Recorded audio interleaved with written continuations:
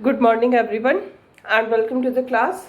We are doing second chapter in history and the name of the chapter is From Trade to Territory, and under this chapter we are studying how the East India Company, which came for the purpose of trade only, started to acquire, started to annex the territory of our country, and it all started with Bengal. With the Battle of Plassey, they defeated Sirajuddaulah, and then what happened that they wanted to rule through the puppet Nawab in Bengal, but it was not possible for a Nawab to become a puppet in the hands of the East India Company, be it Mir Jafar or Mir Qasim. They were not they were not ready to act according to the desire of the East India Company. Both of them protested and complained.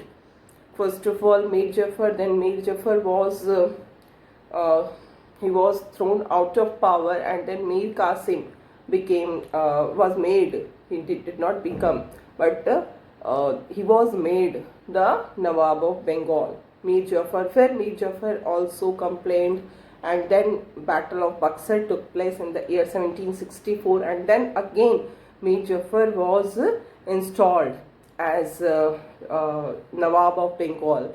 But then in next year he was died, and now the company decided to become the Nawab themselves. In this way, we have seen that this Mughal emperor, he gave Diwani of Bengal to East India Company in the year 1765, and now after becoming Nawab of Bengal, their problem of revenue was solved. Now they was not in need of any gold coins from Britain in order to purchase the spices or the fabric from India, because जो भी revenue Bengal से उनको मिल रहा था, उस revenue से उनके सारे खर्चे निकल जा रहे थे.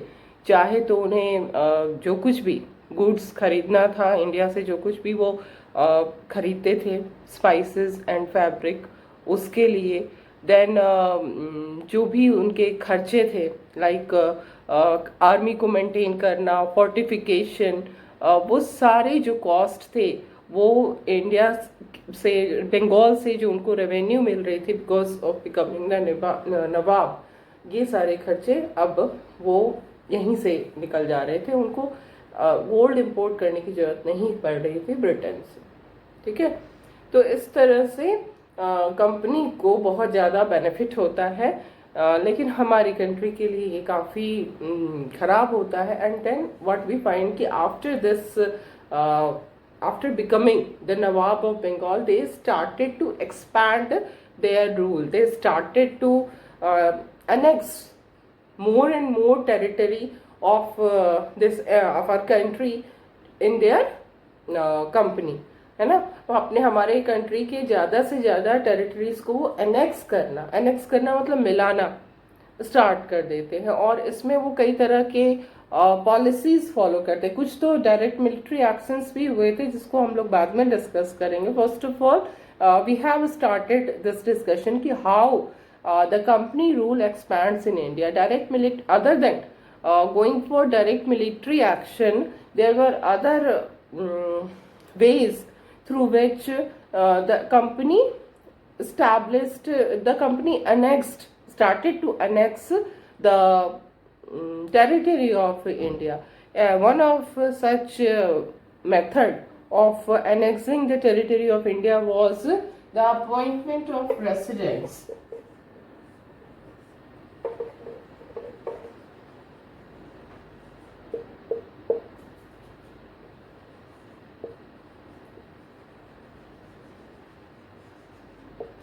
These residents worked as an agent of company. They interfere in the internal affairs of Indian states. है ना, and they interfere in these matters like who will become the successor or to the throne after the death of the king and all these things. तो इन सब में वो involve होते थे. दे acted like the agent of the company. इसी समय एक और चीज हुआ, दैट वाज सब्सिडियरी अलायंस, है ना.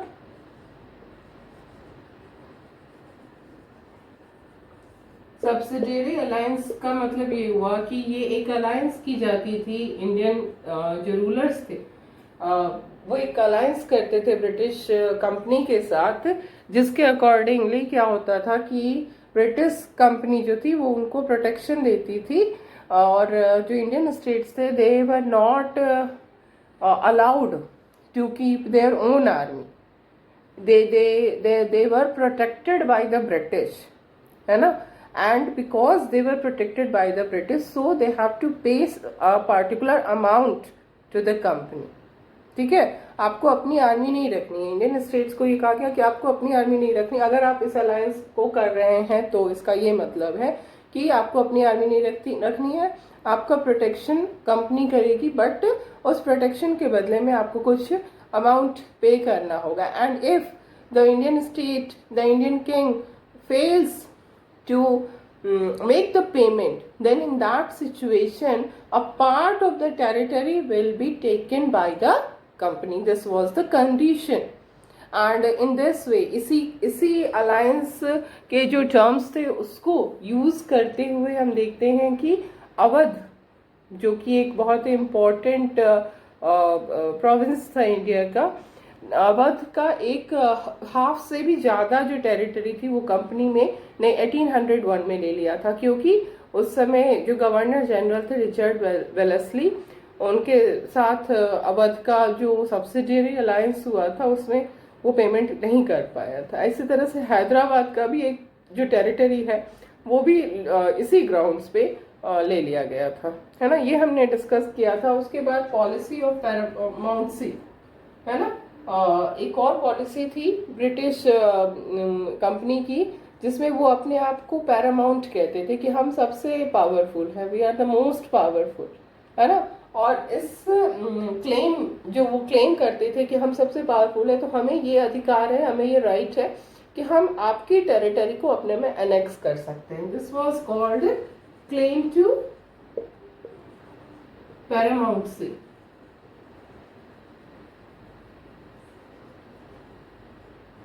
और इसमें कैसे प्रोटेस्ट आया था वो हमने देखा था कि टूर, जो एक बहुत ही छोटा सा स्टेट है कर्नाटका में आज के समय में पड़ता है, वहाँ पर रानी चिन्नम्मा थी. उन्होंने ब्रिटिश के against anti British resistance movement चलाया. उनको अरेस्ट कर लिया गया. Then she was died in the prison. And उनके उस मूवमेंट को, जो एंटी ब्रिटिश रेजिस्टेंस मूवमेंट उन्होंने चलाया था, उस मूवमेंट को आगे बढ़ाया एक बहुत ही छोटे से एक पुअर चौकीदार ने. And his name was that Rayanna, है ना. चौकीदार जो था, जो रयन्ना जिसका नाम था, उन्होंने उसको आगे बढ़ाया. रानी चिन्नम्मा के ब्रिटिश एंटी ब्रिटिश जो उनका मूवमेंट था उसको, हालांकि रयन्ना को भी अरेस्ट कर लिया गया. उनको भी he was hanged by the British in 1830. But still इस तरह के जो रेजिस्टेंस है वो ये शो करते हैं कि हम आपके क्लेम टू पैरामाउंसी को हम एक्सेप्ट नहीं करते हैं, है ना. हम आपको अपने से सुपीरियर नहीं मानते हैं. हम अपने आप को सबसे ज्यादा सुपीरियर मानते हैं. And this is the correct way to react. That is why we can see कि इतना छोटा सा जो चौकीदार था उसके बारे में हम आज तक पढ़ रहे हैं, क्योंकि उसने उस तरह के एक्ट किए. हमारे जो एक्ट्स होते हैं ना, वही तो हमें हो सकता है उस एक्ट के कारण हमें आज के डेट में बहुत प्रॉब्लम्स उठानी पड़े, है ना. कुछ हम ऐसा काम कर सकते हैं जो कि बहुत पावरफुल लोगों के अगेंस्ट हो, जिसके कारण हमें आज के समय में प्रॉब्लम्स उठानी पड़ेगी. लेकिन उसके जो इम्पैक्ट होते हैं वो बहुत ही यूजफुल इम्पैक्ट होते हैं. और ऐसे लोग जो होते हैं ये इमॉर्टल बन जाते हैं. आज इतने सालों के बाद भी, आज करीब करीब 200 साल और 150 साल बीत चुके हैं, स्टिल 200 साल, है ना। हम लोग बात कर रहे हैं 1824 की, 1830 की। तो आज इतने साल बीतने के बाद भी हम रैना जैसे एक छोटे से चौकीदार की बात कर रहे हैं, क्योंकि उसने इस क्लेम टू पैरामाउंसी को नहीं एक्सेप्ट किया। ओके। और तीसरा जो डॉक्ट्रिन जिसको हम लोग डिस्कस करना हमने स्टार्ट कर दिया था, वो था doctrine of lapse. So this doctrine of lapse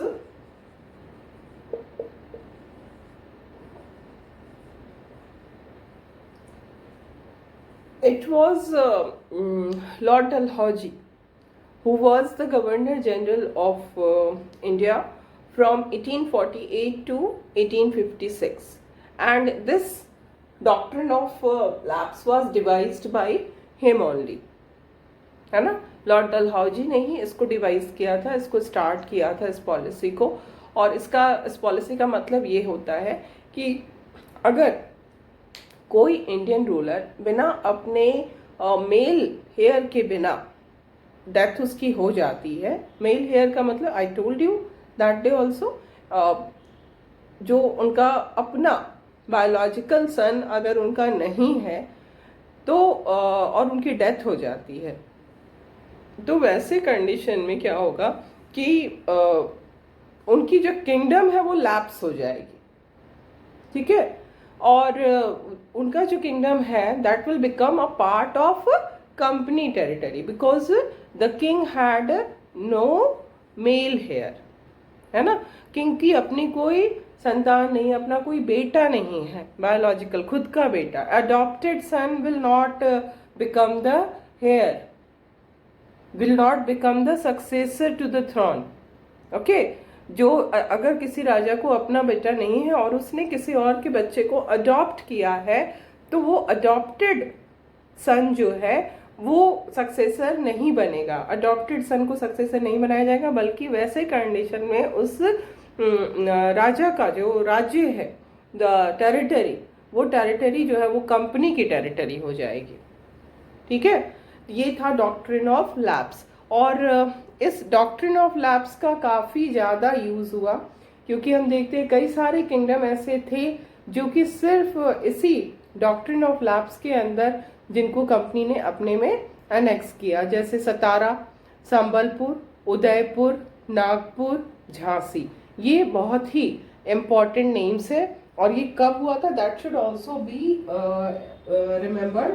जैसे सतारा को डॉक्ट्रिन ऑफ लैप्स के अंदर इन्होंने कंपनी ने अपने टेरिटरी में मिला लिया था in the year 1848। And then Sambalpur को 1850 में लिया था, संबलपुर।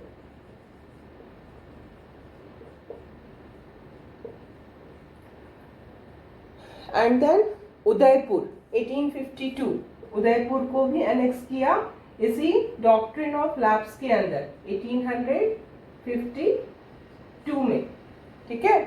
एंड उसके बाद हम देखते हैं उदयपुर के बाद नागपुर 1853 में, Nagpur it was annexed using this doctrine of lapse in the year 1853। and then Jhansi in 1854, ठीक है। इस तरह से चीज़ें हुई। और इसके बाद 1856 में अवध, फाइनली 1856 में कंपनी ने अवध को भी टेक ओवर कर लिया। और जो अवध को टेक ओवर किया 1856 में, उसमें क्या हुआ, उसमें क्या प्रॉब्लम आई, क्यों अवध को टेकअप किया। Awadh was not take up under this doctrine of lapse, ठीक है। आधी जो अवध की टेरिटरी थी उसको तो सब्सिडियरी अलायंस में ले लिया था, अभी आधी अवध की टेरिटरी बची हुई थी, उसको भी ले लिया 1856 में। और उसको लेने के पीछे जो ब्रिटिश का आर्ग्यूमेंट था कि क्यों उसने अवध की टेरिटरी को एनेक्स किया, because of this miss governance, ठीक है। ये वहाँ पर मिस गवर्नेंस हो रहा है, प्रॉपर वे में शासन नहीं चल रहा है, and that is the reason, है ना, दैट इज द रीजन कि जो नवाब है वो सही ढंग से वहाँ पे रूल नहीं कर रहे हैं, और इस कारण से ये हमें ये लग रहा है कि हमें अपनी ड्यूटी पूरी करनी चाहिए, मतलब हमारे रहते हमारी आंखों के सामने अवध में मिस गवर्नेंस हो रहा है, which is not acceptable to the company. ये कंपनी की ड्यूटी है कि जो इंडिया के डिफरेंट टेरिटरीज हैं वहां पर गवर्नेंस प्रॉपर वे में हो, and this province is not governed properly, it is misgoverned by the Nawab,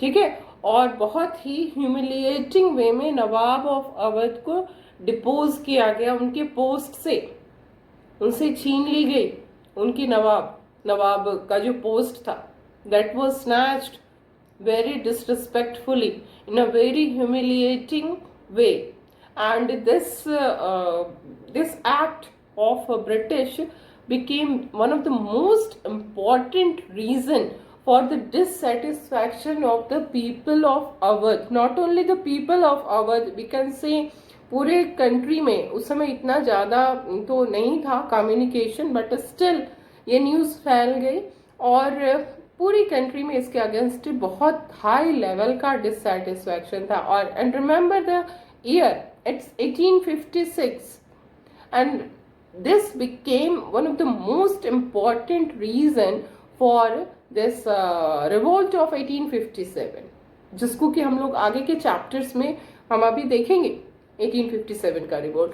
So these are the various ways through which the British annexed the territory of India.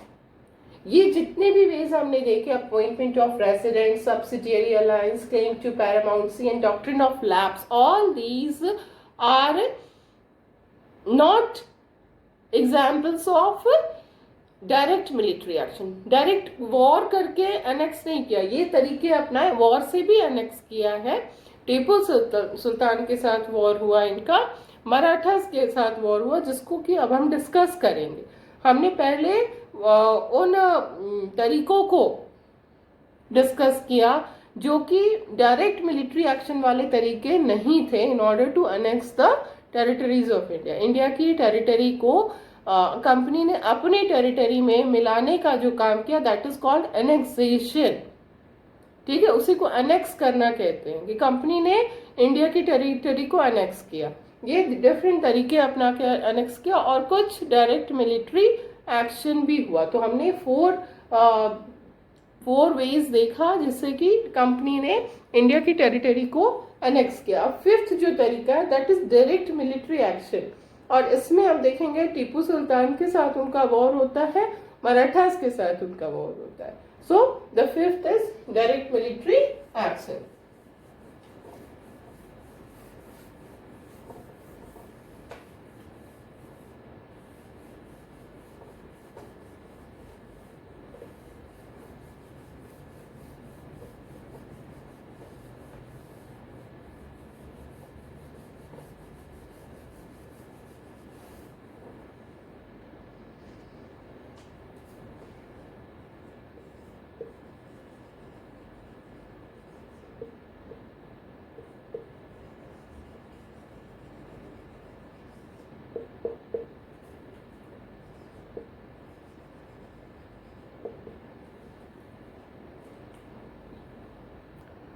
तो जो direct military action की हम बात कर रहे हैं, company direct military action के लिए तभी बढ़ती थी आगे जबकि इसको ये समझ में आता था कि कंपनी का जो political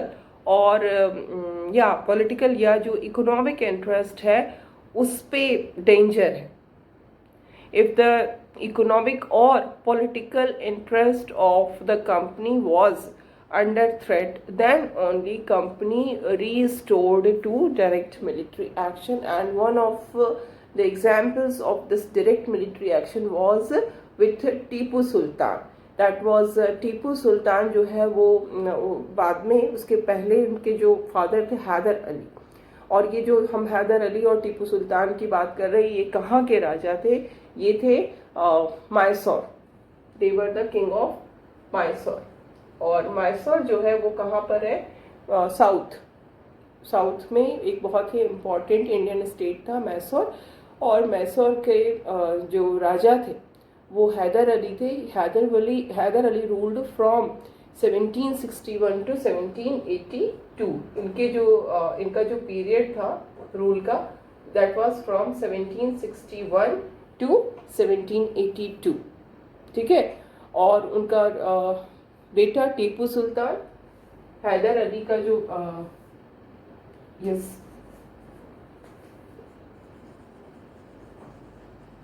Haider Ali, his time period was 1761 to 1782, and after Hyder Ali, Tipu Sultan was there. He was ruling from 1782 to 1799.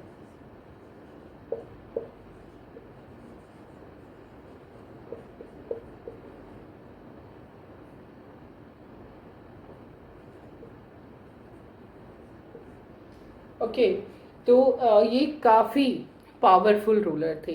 दोनों की अगर हम बात करें, टीपू सुल्तान की और हैदर अली की, both of them were very much powerful rulers. And यहाँ पर हम देखते हैं कि जो मैसूर था वो मालाबार कोस्ट पे पड़ता है। ठीक है, जो कोस्टल रीजन है जहाँ से कि ट्रेडिंग होती है। उस समय तो सी रूट से ही ट्रेडिंग बहुत ज़्यादा हो रही थी। तो जो मैसूर स्टेट है वो मालाबार कोस्ट पे पड़ता है। और जो मालाबार कोस्ट है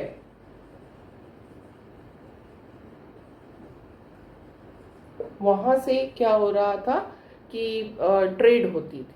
और ये पूरा का पूरा जो ट्रेड मालाबार कोस्ट से होता था, that was controlled by the king of Mysore. ठीक है। और यहाँ पर हम देखते हैं कि कंपनी भी यहाँ पर थी, ब्रिटिश कंपनी, जो ईस्ट इंडिया कंपनी भी यहाँ पर पेपर और कार्डामॉम परचेज करती थी। ठीक है। और 1785 में क्या हुआ कि टीपू सुल्तान ने एक डिसीजन लिया। And what was that decision? The decision was to stop the export of sandalwood, pepper and cardamom through the ports of his kingdom. ठीक है। अपने किंगडम का जो पोर्ट था, मालाबार कोस्ट पे जो पोर्ट्स बने हुए थे, उस पोर्ट से उन्होंने एक्सपोर्ट रोक दिया कि यहाँ से जो एक्सपोर्ट हो रहा है स्पाइसेस का, लाइक पेपर्स है, कार्डामॉम है, देन सैंडलवुड, इन सब चीज़ों का जो यहाँ से एक्सपोर्ट हो रहा है उसको उन्होंने रोक दिया। और साथ ही साथ जो लोकल ट्रेडर्स थे, जो लोकल मर्चेंट्स थे, उनको भी उन्होंने इस बात के लिए मना ही कर दी कि वो कंपनी के साथ ट्रेडिंग नहीं करेंगे। यानी कि जो लोकल मर्चेंट्स हैं, they will not sell their products to the company. ठीक है। तो ये जो मेन जो टसल, जो कॉन्फ्लिक्ट हुआ टीपू सुल्तान के साथ, वो यही रीज़न था। इकोनॉमिक इंटरेस्ट इनका हैम्पर हो रहा था, इनका ऑब्स्ट्रक्ट हो रहा था इकोनॉमिक इंटरेस्ट, क्योंकि टीपू सुल्तान ने जो डिसीजंस लिए वो डिसीजंस कंपनी के अगेंस्ट था। क्योंकि उसने लोकल मर्चेंट्स को मना कर दिया कि आपको ट्रेडिंग नहीं करनी है कंपनी के साथ, है ना। और इतना ही नहीं, इन्होंने ये भी किया क्या कि किसी भी तरह का एक्सपोर्ट जो है वो उनके पोर्ट से नहीं, जो उनका किंगडम है उसके पोर्ट से कोई भी एक्सपोर्ट नहीं होगा, सैंडलवुड का या कार्डामॉम और पेपर का। ठीक है। तो इन सब रीजन से कंपनी के साथ इनका रिलेशन खराब होना स्टार्ट होता है। ठीक है। इतना ही नहीं, जैसे कि हम लोगों ने जब पहले देखा था तो हम ये पढ़े हैं, हम ये जानते हैं कि सिर्फ ब्रिटिश कंपनी ही इंडिया में नहीं आई थी ट्रेड के पर्पज से। ब्रिटिश के साथ साथ फ्रेंच कंपनी भी आई थी इंडिया में ट्रेडिंग के पर्पज से। तो यहाँ पर हम क्या देख रहे हैं कि टीपू सुल्तान जो है, उन्होंने एक बहुत ही अच्छी डिप्लोमेसी अपनाई। और ये डिप्लोमेसी ये थी कि ब्रिटिश के साथ तो उनका रिलेशन ख़राब हो रहा था, अच्छा रिलेशन नहीं था, क्योंकि ये सब जो इन्होंने डिसीजंस लिए रिगार्डिंग द ट्रेड, उन्होंने अपने रिलेशन को इम्प्रूव किया फ्रेंच के साथ। जो फ्रेंच कंपनी इंडिया में थी उसके साथ उन्होंने अपने रिलेशन को काफ़ी अच्छा बनाया, स्ट्रॉन्ग रिलेशन डेवलप किया फ्रेंच कंपनी के साथ। और फ्रेंच टेक्नोलॉजी का भी हेल्प उन्होंने लिया अपनी आर्मी को उन्होंने मॉडर्नाइज किया with the help of technology which he get from this French company, है ना।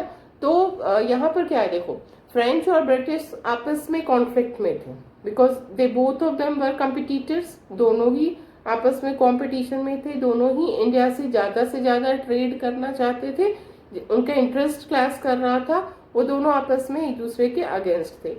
अब यहाँ पर टीपू सुल्तान को हम लोग देख रहे हैं। टीपू सुल्तान जो है वो ब्रिटिश के अगेंस्ट था क्योंकि ब्रिटिश जो है वो उनको अपने ट्रेड कर रहा था इनकी किंगडम से, तो इन सब पे उन्होंने रोक लगा दिया। और दूसरी तरफ फ्रेंच के साथ अपने रिलेशन को मजबूत बनाया। दिस इज द डिप्लोमेसी, इसी को कहते हैं कूटनीति। ऐसे कुछ डिसीजंस बहुत ही इंपॉर्टेंट डिसीजंस हो गए क्योंकि फ्रेंच का उन्होंने जो हेल्प लिया, फ्रेंच से जो इन्होंने स्ट्रॉन्ग अपना रिलेशन बनाया, तो उससे उनको टेक्नोलॉजिकल हेल्प मिला जिससे आर्मी को ये इन्होंने मॉडर्नाइज किया और ब्रिटिश के अगेंस्ट इन्होंने अपने आप को मजबूत बनाया। तो ये एक बहुत ही सही डिप्लोमेसी टीपू सुल्तान ने अडॉप्ट की थी। लेकिन ब्रिटिश जो है वो इस चीज़ को बिल्कुल भी they were not ready to accept all these things कि आप हमें मना कर रहे हो, लोकल मर्चेंट्स को हमारे साथ ट्रेड करने से मना कर रहे हो, मालबार कोस्ट से ट्रेडिंग को आपने बंद कर दिया, दूसरी तरफ आप फ्रेंच के साथ रिलेशन से इम्प्रूव कर रहे हो। तो ब्रिटिश इस बात इन सब से काफ़ी ज़्यादा नाराज थे।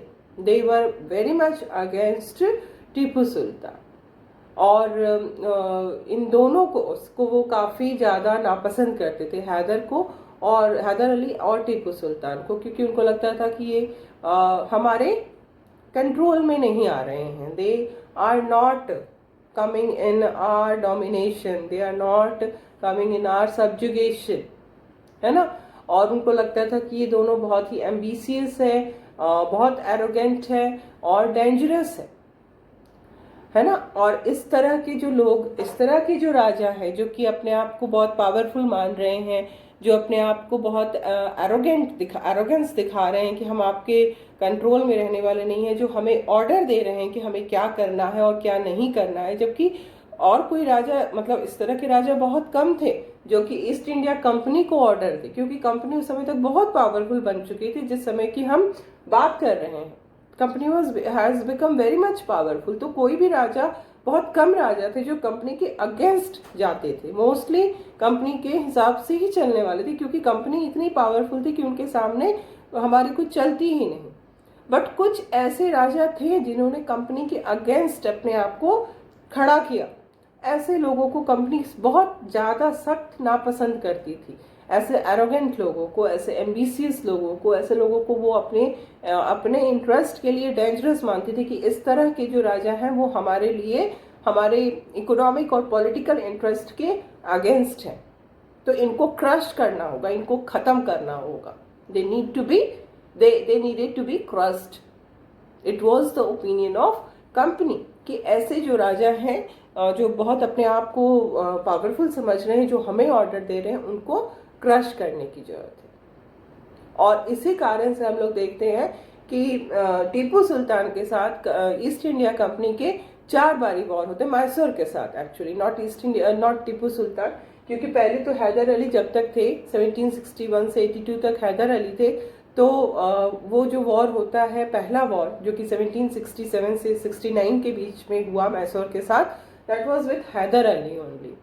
सेकेंड वाला जो वॉर हुआ 1780 से 84 के बीच में हुआ, इसी वॉर में हैदर अली मारे जाते हैं और टीपू सुल्तान के साथ भी ये वॉर चलता है। सेकेंड वॉर हुआ 1780 टू 84, देन थर्ड वॉर होता है 1790 टू 92 और fourth and the last one was in 1799। तो इस तरह से मैसूर के साथ 4 लड़ाइयाँ होती है। पहली लड़ाई कब होती है? 1767 से 1769 के बीच, ठीक है। दूसरी लड़ाई होती है 1780 से 1784 के बीच, ठीक है। तीसरी लड़ाई होती है 1790 से 1792 के बीच, और चौथी लड़ाई जो होती है वो 1799 में होती है, ठीक है। ये जो लास्ट लड़ाई है जिसको 1799 में हुई, जिसको हम कहते हैं दिस सेरिंगापत्तनम, ठीक है। सेरिंगापत्तम जो कि मैसूर की कैपिटल थी, ठीक है। वहीं उसको उसी वॉर से के नाम से जाना जाता है, द बैटल ऑफ सेरिंगापत्तम। 1799 का जो वॉर था that is known as the battle of